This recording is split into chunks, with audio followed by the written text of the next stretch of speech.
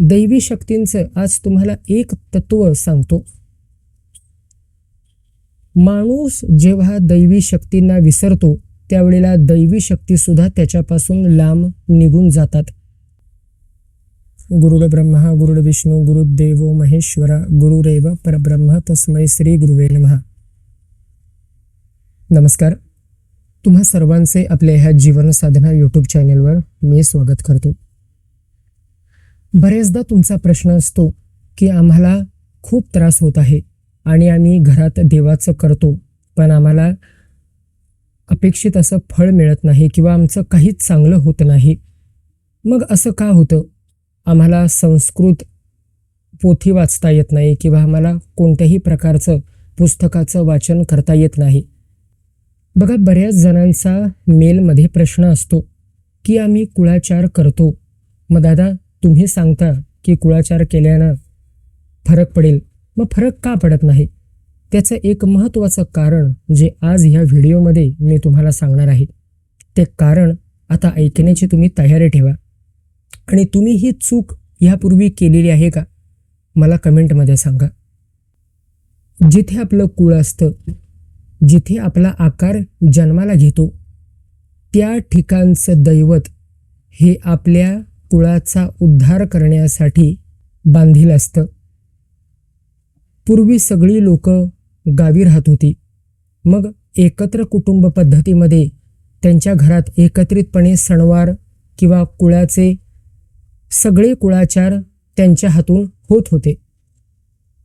आत्ताच्या युगामध्ये म्हणजे आत्ताच्या ह्या काही वर्षांमध्ये कुटुंब सेपरेट झाली. त्यानंतर प्रत्येकजण नोकरीच्या निमित्तानं आपलं पोट भरण्याच्या हेतूनं, जो की चांगला उद्देश आहे, जगण्यासाठी आपल्याला 2 वेळचं अन्न खाण्यासाठी पैसा हा लागतो. मग ह्यासाठी सगळ्या कुटुंबांनी शहराकडे यायला सुरुवात केली. आणि आता तुम्ही बघाल तर बरेचसे कुटुंब असे विभक्त पद्धतीनं म्हणजे एक सेपरेट फॅमिली म्हणून राहतात. आता प्रॉब्लेम हिथं सुरू होतो. आपण आपलं कुटुंब सांभाळत असताना आपल्या मुलांना किंवा त्यांच्या मुलांना आपलं मूळ गाव कुठलं आहे किंवा आपलं कुळ कुठलं आहे, आपली ग्रामदेवता कोण आहे आणि त्यांची पूजा करणं का महत्त्वाचं आहे, हे आपण कामाच्या घाईमुळे किंवा कामाच्या ओघामध्ये आपण विसरून जातो. स्वतःला जगवण्यासाठी, तुमच्या कुटुंबाचं पालन पोषण करण्यासाठी तुम्ही मेहनत करताय, कष्ट करताय, पण त्याचबरोबर तुम्ही ज्या मूळ मातीतून जन्माला आलेला आहात, ज्या ठिकाणी तुमचं कुटुंब, तुमचे पूर्वज वास्तव्याला होते, तिथल्या ग्रामदेवतेची सेवा करणं हा सुद्धा आपला एक प्रथम आपलं कर्तव्य आहे. आता तुम्हाला बरेच जण म्हणतील की तुम्ही वर्षातून एकदा जाऊन आलात म्हणजे तुम्हाला सगळं पुण्य मिळालं आणि तुम्हाला मुक्ती मिळेल. असं नसतं. प्रत्येक पौर्णिमेला किंवा 3 महिन्यातून एकदा किंवा 6 महिन्यातून एकदा तुम्हाला तुमच्या ग्रामदेवतेला जाऊन त्यांची ओटी भरून नंतर त्यांचा जो मान आहे तो मान देऊन, आई मला ह्या सगळ्या संकटातनं तू बाहेर काढ, म्हणून तिला शरण जाणं गरजेचं असतं. आपण आपल्या ग्रामदेवतेची मूर्ती किंवा तिचा मुखवटा किंवा तिचा फोटो जिथं आपण सध्या राहतो तिथं देवाऱ्यात लावत नाही आणि मग इथूनच दोष सुरू होतो. तुम्हाला शक्य जरी नसेल तरी घरातल्या एका तरी व्यक्तीनं किमान वर्षातून 2दा तरी त्या ग्रामदेवतेच्या उत्सवाला किंवा तिची सेवा करायला, तिचं दर्शन घ्यायला जाणं गरजेचं असतं. ज्या वेळेला आपण ग्रामदेवतेची आठवण काढतो त्यावेळेला ग्रामदेवतेला पण कळतं की माझं हे मूल माझी सेवा करतंय आणि माझ्या लेकराला मी असं जाऊ देणार नाही. आपल्याला जेव्हा ठेस लागते किंवा आपल्याला काही लागतं, आपल्यासोबत काही वाईट घडतं, सगळ्यात अगोदर आपली आई आपल्यासाठी धावून येते. ग्रामदेवतेचं पण तसंच असतं. ग्रामदेवता म्हणजे तुमची आई आहे आणि त्या आईचं प्रत्येक लेकराकडं पूर्ण लक्ष असतं. दैवी शक्तींचं आज तुम्हाला एक तत्व सांगतो.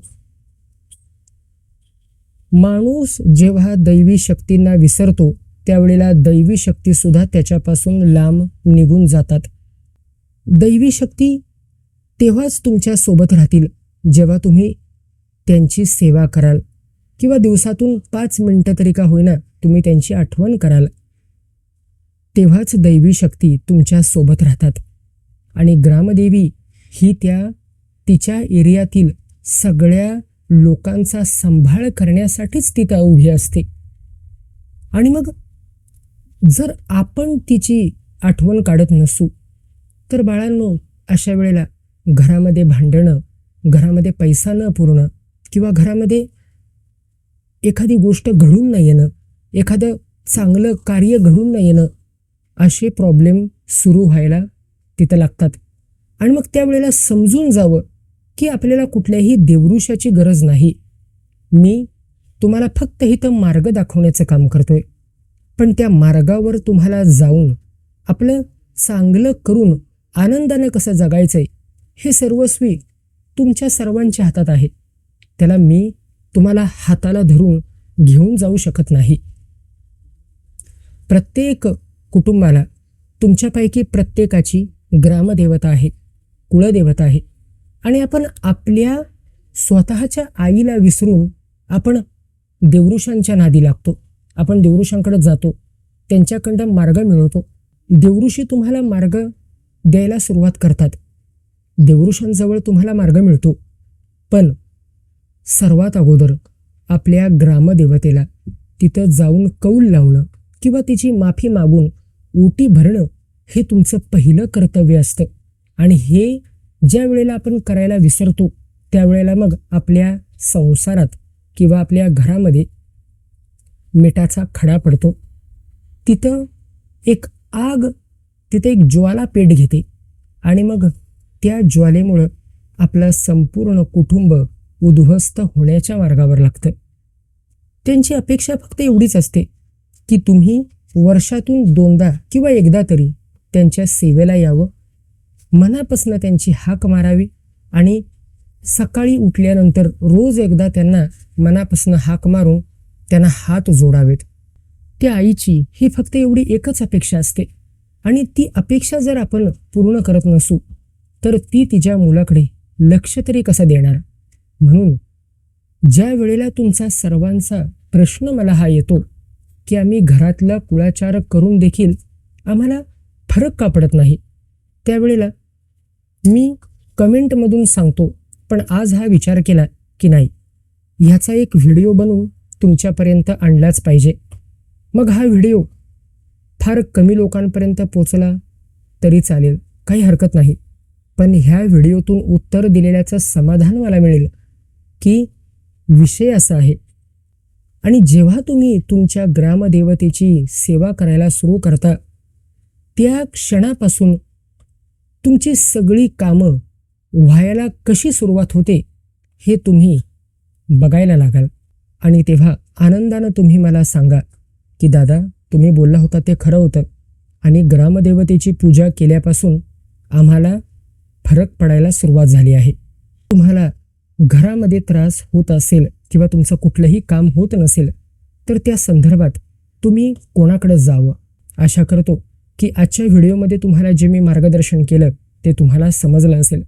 तुमचे जर काही प्रश्न असतील तर मला तुम्ही व्हिडिओच्या कमेंट सेक्शनमध्ये लिहू शकता. जसा मला वेळ मिळेल तसं मी नक्कीच तुमच्या प्रश्नाचं उत्तर देईन.